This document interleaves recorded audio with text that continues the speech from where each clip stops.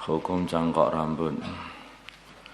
Keputusan Masail Senin 14 Rabiul Awal 1044 Hijriah 10 Oktober 2022 Masehi.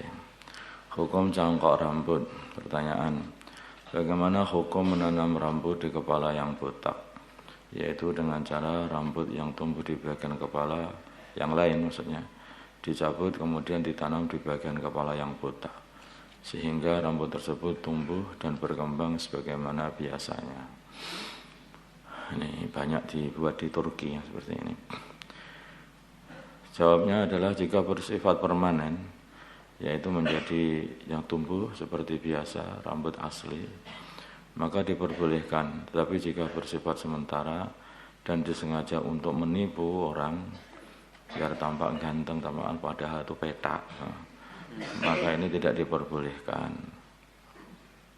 Ya, selama ini yang kita ketahui, katanya saya itu terus tumbuh, terus rambut tumbuh kayak nanam, ya kayak nanam tumbuh-tumbuhan begitu, dimasukkan begitu terus akhirnya tumbuh lagi, kepala-kepala yang botak itu jadi tumbuh lagi. Wallahu a'lam. Kalau begitu ya boleh. Ini ada sedikit tambahan masalah memperindah rambut, tazmul syar, diperbolehkan dengan beberapa syarat. Tidak ada unsur penipuan, harus asli, tidak penipuan, bukan untuk nipu-nipu. Tidak merubah asli penciptaan, karena aslinya orang itu enggak petak, tahun. Akhirnya kalau petak sehingga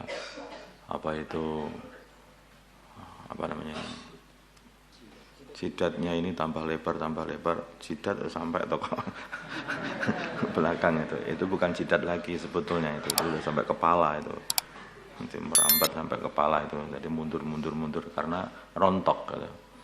Nah, ini diperbaiki lagi, ini nggak apa-apa, bukan merubah penciptaan. Nah, merubah penciptaan itu ya kayak seperti lidah dipotong biar bercabang jadi dua, kan seperti itu. Atau matanya dikasih apa itu neker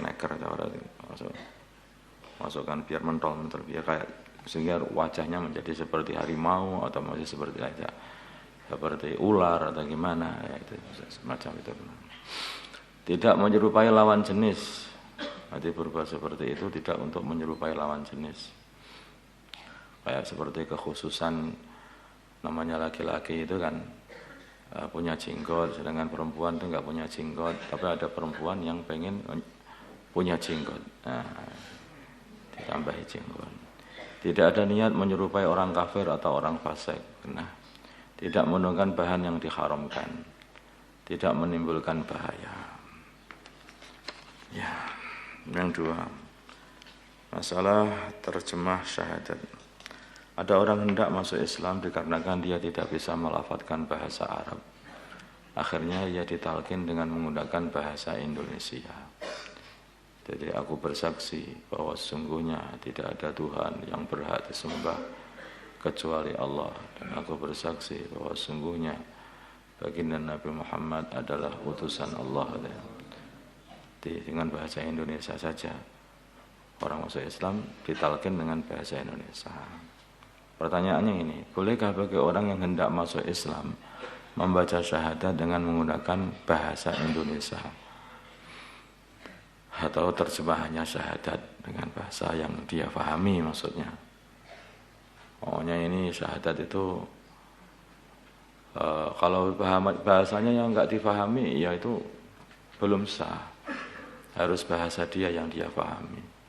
Kalau dia pahamnya bahasa Indonesia, ya terjemahan syahadatnya itu dengan bahasa Indonesia. Orang Indonesia diterjemah syahadat dengan bahasa Inggris, kowa-kowa juga enggak paham, ya memang seperti itu. Ya kalau begitu belum masuk Islam, dia enggak ngerti apa yang dia ucapkan. Jadi makanya orang itu mengatakan syahadat, tetapi dia enggak ngerti artinya, itu belum syahadat.